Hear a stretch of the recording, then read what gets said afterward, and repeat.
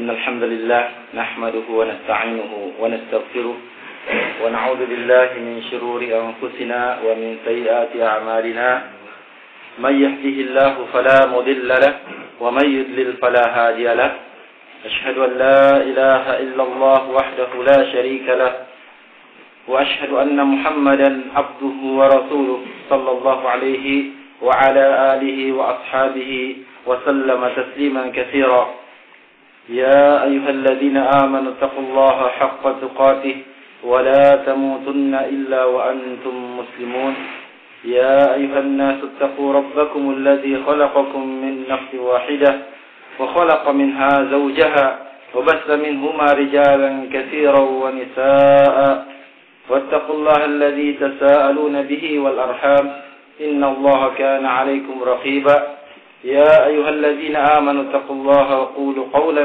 سديدا يصلح لكم أعمالكم ويغفر لكم ذنوبكم ومن يطع الله ورسوله فقد فاز فوزا عظيما أما بعد فإن أصدق الحديث كتاب الله تعالى وخير الهدي هدي محمد صلى الله عليه وعلى آله وسلم وشر الأمور محدثاتها فإن كل محدثة بدعة وكل بدعة ضلالة وكل ضلالة في النار. Ma'asyiral ahibah wa sekalian rahimani wa rahimakumullah taala. Rasulullah sallallahu alaihi wasallam yang diutus oleh Allah Subhanahu wa taala sebagai rahmatan lil alamin yang memberi petunjuk kepada manusia dari kegelapan, membawa manusia kepada jalan yang terang benderang. Beliau alaihi salatu wassalam dibekali oleh Allah Subhanahu wa taala sebagai utusannya, sebagai rasulnya dengan wahyu dari Allah Subhanahu wa taala berupa kitabullah dan sunnah Rasulullah sallallahu alaihi wa ala alihi wasallam. Maka di antara apa yang diajarkan oleh Rasulullah sallallahu alaihi wasallam yang mana kalimat-kalimat ataupun perkataan-perkataan Rasulullah sallallahu alaihi wasallam, sabda-sabda Rasulullah sallallahu alaihi wasallam adalah kalimat yang digolongkan atau diistilahkan sebagai kalimat-kalimat yang singkat, ringkas, tetapi padat, syarat dengan kandungan makna yang sangat dalam, yang berisi ajakan atau ajaran dasar-dasar keimanan, ketakwaan kepada Allah Subhanahu wa taala, dan juga di antara ajaran Rasulullah sallallahu alaihi wasallam kepada umatnya adalah permohonan dari hamba kepada Allah Subhanahu wa taala, kepada Rabb-Nya Allah Tabaraka wa taala. Apakah itu berupa permohonan, permintaan akan kebaikan-kebaikan di dunia maupun di akhirat. Demikian pula permohonan dari hamba agar Allah Subhanahu wa taala melindungi dirinya dari kejelekan-kejelekan di dunia maupun di akhirat, apakah itu kejelekan dirinya sendiri maupun kejelekan-kejelekan yang berasal dari luar yang akan menimpa dirinya maupun keluarganya, bahkan kaum muslimin secara umum. Dalam sebuah hadis yang diriwayatkan oleh Imam Muslim rahimahullahu taala dari sahabat Zaid bin Arqam radhiyallahu taala anhu, dia katakan bahwasanya di antara doa Nabi sallallahu alaihi wa ala alihi wasallam, di antara doanya Rasulullah sallallahu alaihi wasallam adalah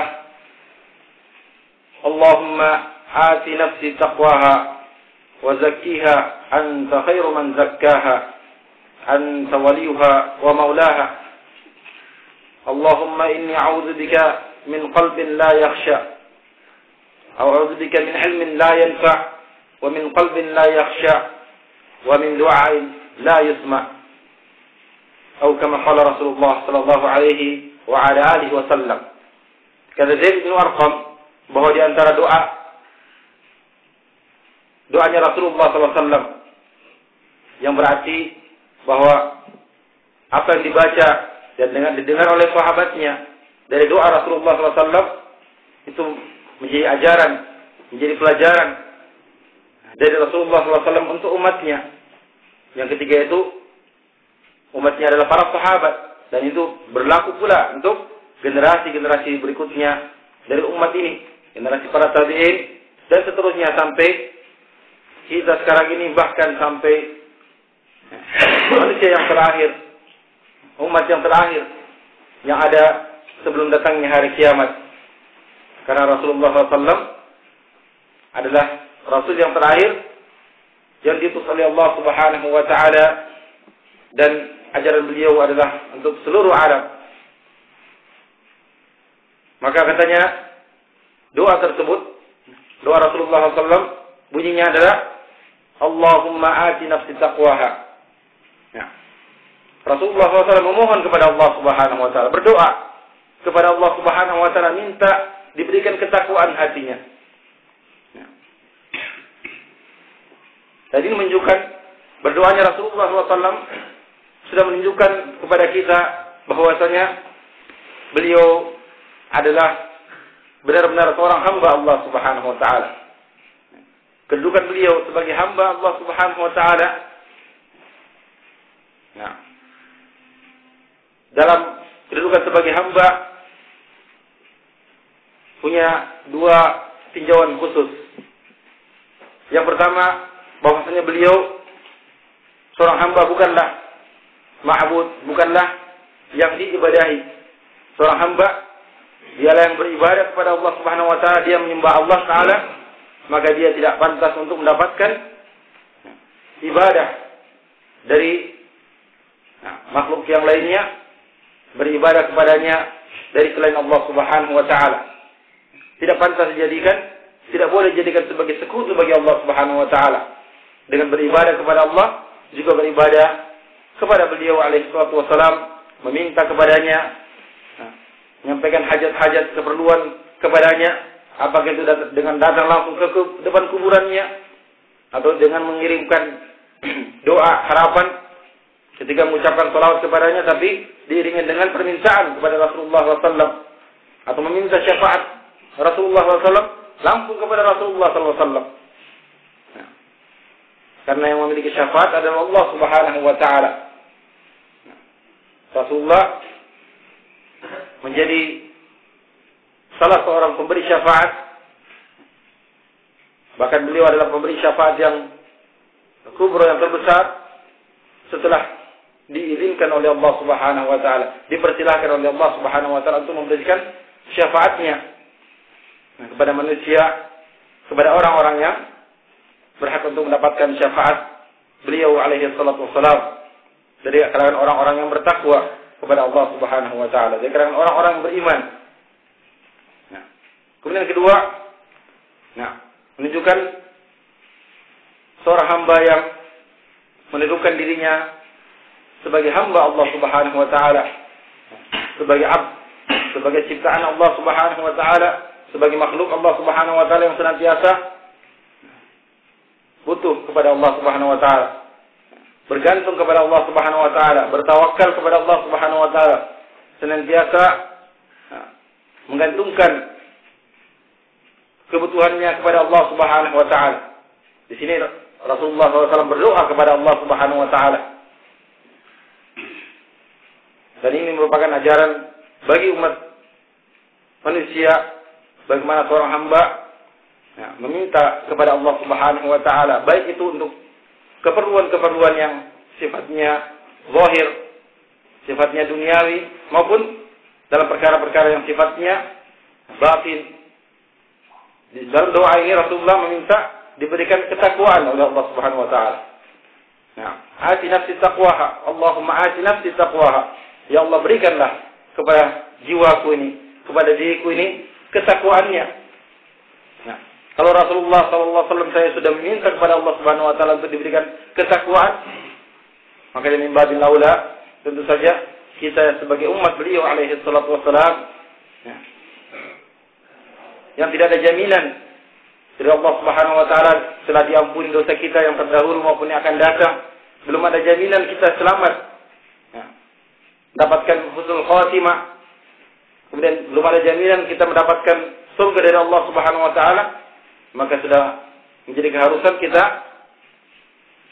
senantiasa meminta ketakwaan dari Allah Subhanahu Wa Taala. Rasulullah meminta, Allahumma ati nafsi taqwaha. Wa zakkiha anta khairu man zakkaha. Dan sucikanlah jiwaku, sesungguhnya engkaulah sebaik-baik yang menyucikannya, yang membersihkan jiwaku. Karena ketakwaan hati dan kebersihan jiwa adalah suatu yang sangat prinsip bagi setiap hamba, setiap manusia. Hanyalah orang-orang yang bertakwa yang dicintai oleh Allah Subhanahu Wa Taala. Hanyalah orang senantiasa menjaga ketakwaannya kepada Allah Subhanahu Wa Taala yang akan mendapatkan keuntungan, mendapatkan keberuntungan, yang mendapatkan kebahagiaan dari Allah Subhanahu Wa Taala. Makanya dalam setiap wasiat Rasulullah SAW, seperti dalam khutbah awal muqaddimah atau pembukaan kalimat yang saya sampaikan ini, Rasulullah SAW dalam menyampaikan khutbah hajah, beliau menyampaikan 3 ayat yang semuanya mengajak kepada ketakwaan, menyeru kepada ketakwaan untuk bertakwa kepada Allah Subhanahu Wa Taala. Ya ayyuhalladzina amanu taqullaha haqqa tuqatih wa la tamutunna illa wa antum muslimun. Kita diperintahkan untuk senantiasa bertakwa kepada Allah dengan sebenar-benarnya takwa dan tidak mati kecuali dalam keadaan Islam. Dan takwa kepada Allah Subhanahu Wa Taala, sudah sering kita dengarkan, sudah sering diulang-ulangi oleh para asatidzah. Adalah kalau seorang menjadikan antara dirinya dengan apa yang dikhawatirkannya, apa yang ditakutinya, berupa azab Allah Subhanahu Wa Taala, berupa siksa Allah Subhanahu Wa Taala, wiqayatan saqihi, tameng yang melindungi dirinya dari azab tersebut. Dengan cara apa? Tentunya dengan melaksanakan perintah-perintah Allah Subhanahu Wa Taala dan meninggalkan segala larangan Allah Subhanahu Wa Taala. Itulah takwa. Atau ada juga yang mendefinisikan takwa dengan mengatakan bahwa takwa itu adalah an ta'mala fi ta'atillah ala nuri min Allah tarju thawab Allah wa tatruka ma'siyat Allah ala nuri min Allah takhafi iqab Allah. Seperti perkataan Sa'ab bin Habib rahimahullahu taala, di mana dia katakan takwa itu adalah engkau beramal ketaatan kepada Allah Subhanahu Wa Taala dengan dasar ilmu, ala nuri min Allah, di atas cahaya Allah Subhanahu Wa Taala, yaitu petunjuk ilmu dari Allah Subhanahu Wa Taala berupa kitabullah dan sunnah Rasulnya Sallallahu Alaihi Wasallam, karena engkau mengharapkan balasan pahala dari Allah Subhanahu Wa Taala. Seperti kita melaksanakan kewajiban-kewajiban kita, amal-amalan yang disyariatkan yang hukumnya wajib, demikian pula yang hukumnya sunnah, yang mustahab. Semuanya dalam kita mengharapkan pahala dari Allah Subhanahu Wa Taala. Seperti ketika kita melaksanakan ibadah yang baru saja kita lewati, kewajiban kita yaitu siam Ramadan. Kata Rasulullah SAW, man shoma Ramadana imanan wa ihtisaban, ghufira lahu ma taqaddama min dhanbi. Barang siapa yang berpuasa Ramadan karena keimanan dan ihtisab. Ihtisab artinya mengharapkan balasan, mengharapkan pahala dari Allah Subhanahu Wa Taala. Bukan dia melaksanakan puasa hanya karena kebiasaan. Ketika datang bulan Ramadan, orang pada makan sahur, dia ikut makan sahur, dia ikut menahan lapar dan dahaganya. Tapi karena dia mengharapkan pahalanya dari Allah Subhanahu Wa Taala. Karena dia mengharapkan pahala dari Allah Subhanahu wa taala dan dia meninggalkan kemaksiatan. Nah, juga dengan petunjuk Allah Subhanahu wa taala karena takut akan iqabnya Allah Subhanahu wa taala, balasan siksaan dari Allah Subhanahu wa taala. Nah, maka setiap orang hendaknya menjaga ketakwaannya kepada Allah Subhanahu wa taala dan berusaha untuk menjadikan dirinya makin bertakwa kepada Allah Subhanahu wa taala. Perintah ibadah Ramadan yang baru kita lalui, ya ayyuhalladzina amanu kutiba alaikumusiyam kama kutiba alal ladzina min qablikum la'allakum tattaqun. Tujuannya, sasarannya adalah agar kita bertakwa. Maka demikian pula segala yang kita kerjakan hendaknya bisa menjadikan diri kita makin takwa kepada Allah Subhanahu wa taala, makin jauh dari azabnya Allah Subhanahu wa taala, makin terhindar dari siksa api neraka. Dengan amalan-amalan ketaatan kepada Allah Subhanahu wa taala, baik yang diwajibkan, yang tentu saja kita harus menjaganya, tidak meninggalkan kewajiban-kewajiban yang Allah wajibkan kepada kita, dan juga menambah dengan amalan-amalan yang disunnahkan sehingga kita makin dekat. Karena amalan disunnahkan kita bertakarrub kepada Allah Subhanahu wa taala dengan amalan-amalan tersebut, termasuk di antaranya adalah kita menghadiri majelis-majelis ilmu, mendengarkan kajian, mendengarkan ceramah-ceramah. Itu adalah bagian dari amal ketaatan kepada Allah Subhanahu wa taala, bagian dari ibadah yang kita harapkan padanya ada pahala dari Allah Subhanahu wa taala, makin mendekatkan kita kepada Allah Subhanahu wa taala sehingga menjadikan diri kita makin dicintai oleh Allah Subhanahu wa taala. Sebab dalam sebuah hadis Rasulullah SAW bersabda, la yazalul abdu yataqarrabu ila Allah bin nawafil hatta yuhibbah. Terus-menerus orang hamba mendekatkan diri kepada Allah Subhanahu wa taala sampai Allah mencintainya. Bin nawafil, dengan amalan-amalan yang disunahkan. Yataqarrabu ila Allah bin nawafil. Adapun kalau amalan yang wajib, sudah jelas kewajibannya harus dilaksanakan, tidak boleh ditinggalkan. Kewajiban sholat 5 waktu, kewajiban puasa Ramadan, bagi orang sudah harus membayarkan zakatnya, maka dia juga tidak boleh meninggalkan pembayaran zakat, penunaian zakat. Atau adapun amalan yang disunnahkan, maka itu adalah untuk mendekatkan dirinya kepada Allah Subhanahu wa taala sampai dia mendapatkan kedudukan yang tinggi, kedudukan yang mulia di sisi Allah Subhanahu wa taala, sampai dicintai oleh Allah Subhanahu wa taala. Yang kata Rasulullah SAW dalam hadis tersebut, hadis qudsi, ini adalah firman Allah Subhanahu wa taala dalam hadis qudsi, la yazalu 'abdi yataqarrabu ilayya bin nawafil hatta uhibbahu. Terus-menerus orang hamba mendekatkan dirinya kepada aku dengan amalan yang disunahkan sampai aku cinta kepadanya.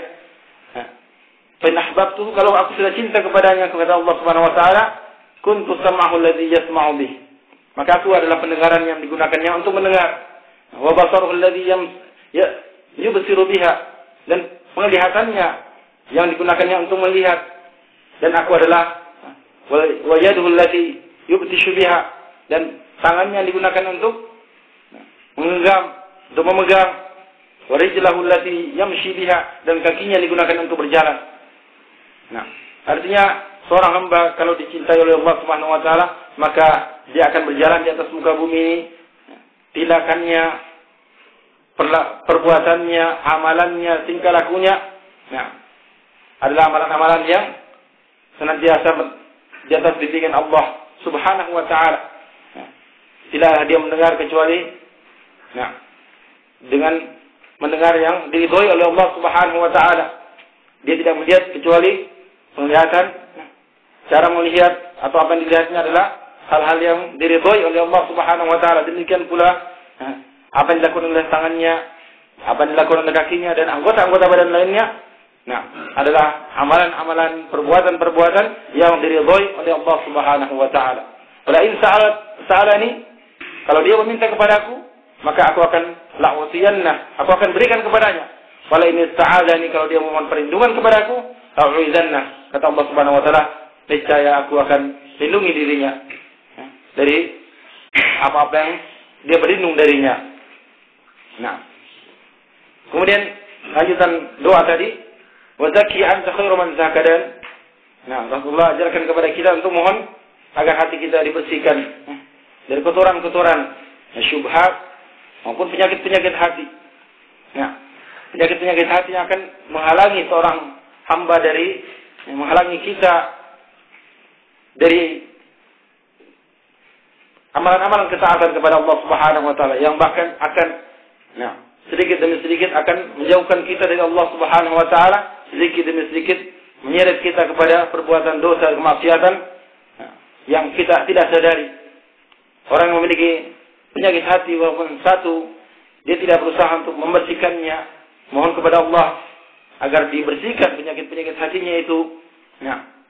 Dia tidak sadari penyakit hati yang lain akan datang, akan melekat di hatinya. Kemudian beberapa waktu yang akan datang, penyakit hati yang lain juga akan datang. Misalnya ketika dia punya syahwat, punya perasaan dendam kepada seorang, punya perasaan benci kepada seorang saudaranya muslim, karena perkara dunia disimpan terus penyakit seperti itu. Waktu yang akan lain, orang lain yang dibencinya, dia cuma punya satu penyakit tapi korbannya banyak. Kemudian di waktu yang lain, penyakit hati yang lain yang akan melekat pada dirinya, iri hati kepada orang lain, bukan dendam lagi, iri hati, dan seterusnya bertambah penyakit hati yang akan menjadikan dirinya sedikit demi sedikit lama-lama menjadi bukit.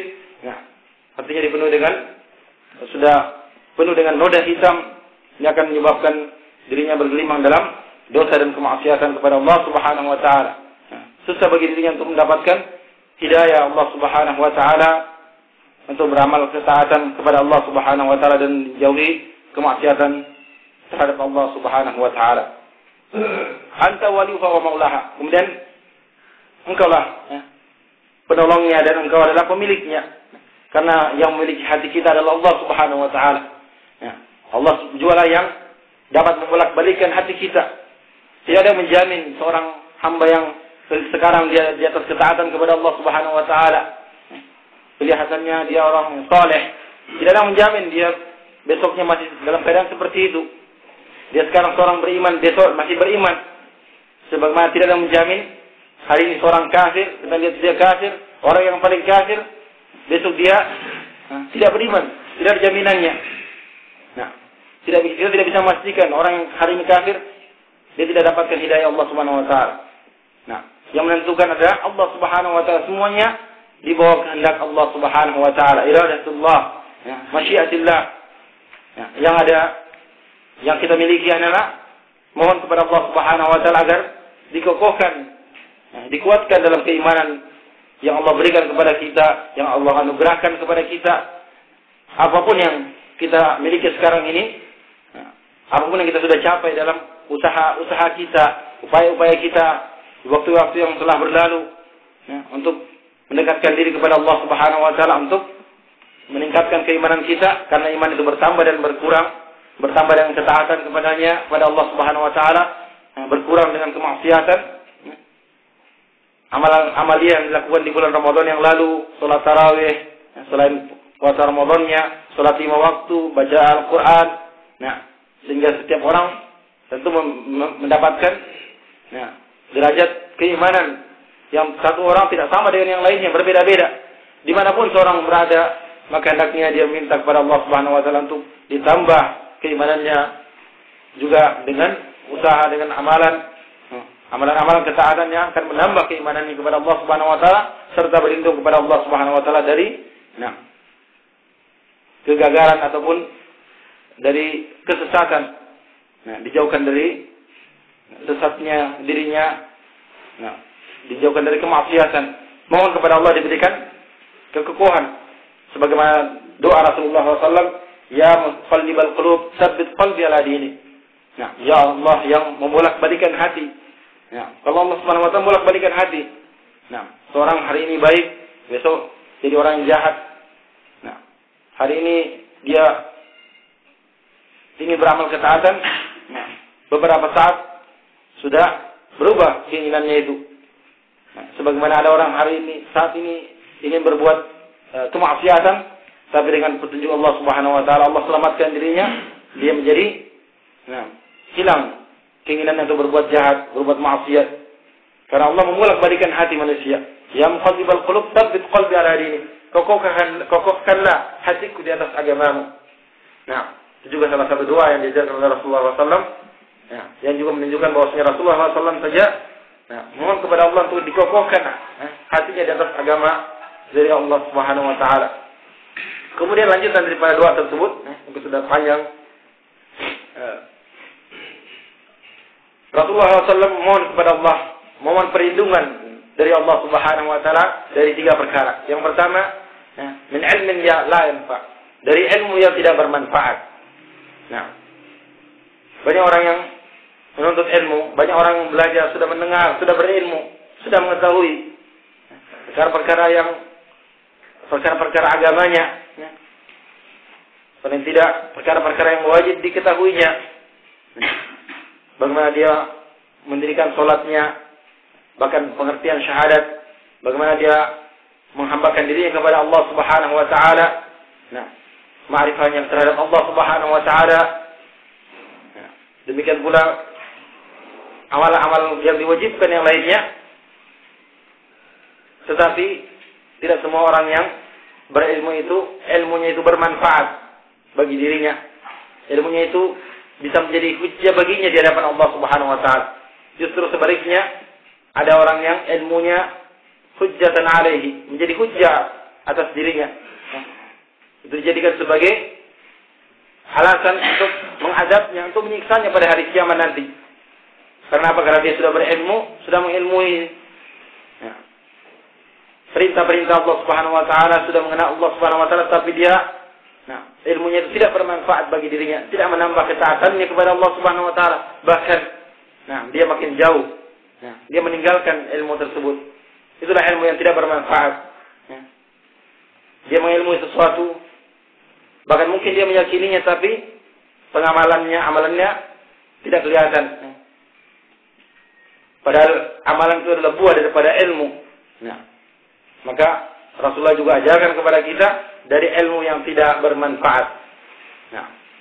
Dan kita mohon kepada Allah Subhanahu Wa Taala dijauhkan oleh Allah Subhanahu Wa Taala dari ilmu yang tidak bermanfaat ini, sehingga tidak menjadi seperti salah seorang yang pertama kali diazab oleh Allah Subhanahu Wa Taala. Yang ketika dihadapkan kepada Allah Subhanahu Wa Taala ditanya apa yang sudah engkau lakukan, kenapa dia malah menjadi orang yang pertama diazab oleh Allah Subhanahu Wa Taala? Katanya talabtul ilma fiik wa 'allamtuhu. Aku menuntut ilmu karena engkau. Demikian pula aku ajarkan ilmu tersebut. Tetapi dijawab oleh Allah Subhanahu Wa Taala, bal kadzabta, engkau dusta. Sungguhnya engkau menuntut ilmu, mengajarkannya agar dikatakan engkau alim, muqatil. Engkau seorang yang alim, seorang ulama. Dan itu sudah dikatakan di dalam kehidupan dunia. Sudah tersebar engkau seorang alim. Tetapi sungguhnya engkau menuntut ilmunya untuk dikenal oleh orang, untuk dipanggil sebagai seorang ulama. Maka itu salah seorang yang ilmunya tidak bermanfaat baginya. Bahkan dia merupakan orang yang pertama kali diazab oleh Allah Subhanahu Wa Taala. Golongan orang yang pertama kali diazab oleh Allah Subhanahu Wa Taala. Kemudian wa min qalbin la yakhsha, dan hati yang tidak takut, tidak tunduk kepada Allah Subhanahu, tidak punya khusyuk kepada Allah Subhanahu Wa Taala. Itu juga berkaitan dengan hadis yang tadi. Kita diminta mohon kepada Allah dibersihkan hati kita. Hanyalah hati-hati yang bersih dari kotoran-kotoran syubhat maupun syahwat yang akan tunduk kepada Allah Subhanahu Wa Taala. Kemudian wa min du'a la yustajab atau la yusma, dan dari doa yang tidak didengar, yang tidak dikabulkan oleh Allah Subhanahu Wa Taala. Dan ini berkaitan dengan kondisi setiap hamba Allah Subhanahu Wa Taala. Ketika dia berdoa, bagaimana keimanannya kepada Allah Subhanahu Wa Taala, bagaimana ketaatannya, demikian pula bagaimana amalannya, apa yang sudah dilakukannya, apa perbuatannya. Sebab dalam sebuah hadis, Rasulullah SAW mendengarkan atau melihat seorang yang mengangkat tangannya berdoa, ya Allah, Kata Rasulullah SAW katakan, dia mengangkat tangannya ke langit, menengadahkan wajahnya ke langit, seraya mengatakan ya Allah ya Allah. Seperti kata Rasulullah SAW, wa ma'kaluhu haram, tapi makanannya haram, masyrabuhu haram, minumannya, apa yang diminumnya juga dapatkannya dari haram. Dalam riwayat yang lain, ghudya min haram. Malbasuhu haram, pakaiannya juga haram. Berarti tidak dapatkan dengan cara yang halal.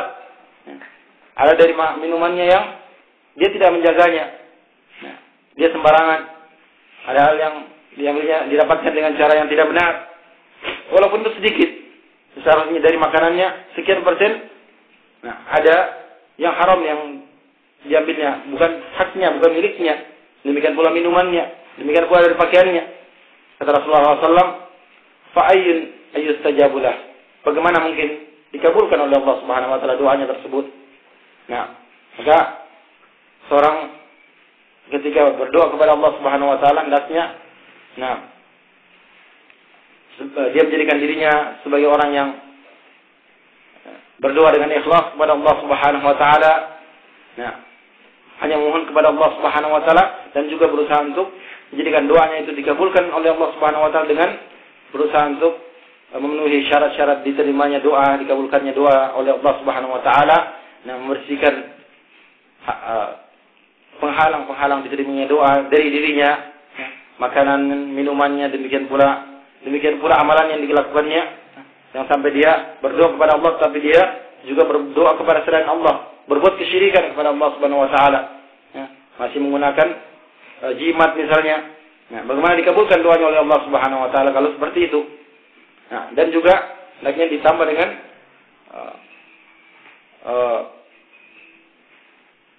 sarana-sarana untuk makin menguatkan doanya kepada Allah Subhanahu wa taala. Dimulai doanya dengan salawat, dengan memuji Allah Subhanahu wa taala dan menyeru Allah Subhanahu wa taala dengan nama-nama Allah Subhanahu wa taala yang indah, yang sesuai dengan apa yang dimintanya. Ketika dia minta rezeki, dia menyebut nama Allah Subhanahu wa taala Ar-Razzaq. Demikian pula Al-Wahhab, misalnya dia minta karunia dari Allah Subhanahu wa taala, misalnya dia minta dikaruniakan seorang anak, keturunan, dia minta diberikan anugerah dari Allah Subhanahu wa taala, apa saja yang dimintanya, maka dia sesuaikan doanya dengan hal tersebut. Baik. Itulah doa yang diajarkan oleh Rasulullah SAW kepada umatnya, yaitu minta ketakwaan hati kepada Allah Subhanahu wa taala, dibersihkan jiwanya, demikian pula mohon perlindungan kepada Allah Subhanahu wa taala dari ilmu yang tidak bermanfaat, dari hati yang tidak khusyuk, tidak tunduk takut kepada Allah Subhanahu wa taala, dan dari doa yang tidak dikabulkan oleh Allah Subhanahu wa taala. Cuman ada tambahan sedikit dari doa tadi. Juga kita hendaknya memilih tempat-tempat atau waktu-waktu yang mustajab untuk berdoa kepada Allah Subhanahu wa taala, seperti di sepertiga malam terakhir. Karena waktu itu adalah waktu Allah Subhanahu wa taala turun ke langit dunia, seraya menyeru hamba-hambanya, siapa yang berdoa pada hari ini, aku akan kabulkan doanya, siapa meminta, aku akan kabulkan permintaannya. Demikian pula ketika seorang hamba dalam keadaan yang paling dekat dengan Allah Subhanahu wa taala, yaitu ketika dia sedang sujud, sebagaimana Rasulullah SAW dalam sabda Rasulullah SAW, perbanyaklah doa ketika sedang sujud. Aqrabu ma yakunul abdu li rabbih wa huwa fi sujud. Sedekat-dekat seorang hamba terhadap Rabbnya adalah ketika dia sedang sujud. Maka perbanyaklah doa dalam keadaan ketika sedang sujud. Demikian pula antara adzan dengan qomat. Dan tempat-tempat lainnya yang ditunjukkan oleh Rasulullah SAW, serta waktu-waktu yang mustajab. Dan kita hendaknya tidak menyepelekan, tidak memandang remeh sya'an daripada doa tersebut, pentingnya daripada doa tersebut. Banyak perkara yang kita tidak disangka dengan doa. Keadaan yang kelihatannya sangat sulit. Allah Subhanahu wa taala kita dapati hasilnya dengan doa tersebut. Seorang ketika dia benar-benar mohon kepada Allah Subhanahu wa taala, Allah rubah satu keadaan dalam keadaan sulit, keadaan yang tidak disangkanya sesuatu yang dicita-citakan yang ingin digapainya. Nah, diukur dengan kondisi, dengan realita, sulit untuk dicapainya, tapi dengan doanya, dengan dia dan tentu saja dengan doa, dengan usahanya, dia dapatkan apa yang dicita-citakannya. Nah, seorang misalnya bercita-cita berniat untuk ingin melaksanakan ibadah haji misalnya. Nah, targetnya 5 tahun misalnya. Tapi kenyataannya dari mana saya dapat bisa berhaji dalam waktu 5 tahun? Tapi dengan berdoa, kemudian berusaha mengumpulkan bagi orang yang tentu saja punya pekerjaan, berusaha mengumpulkan sebagian rezekinya, insya Allah dia bisa. Nah, Allah kabulkan doanya tersebut. Nah, dia bisa melaksanakan ibadah haji. Demikian pula keinginan-keinginan duniawi ataupun keinginan-keinginan kebaikan akhrawi lainnya yang diminta kepada Allah Subhanahu wa taala dengan doa.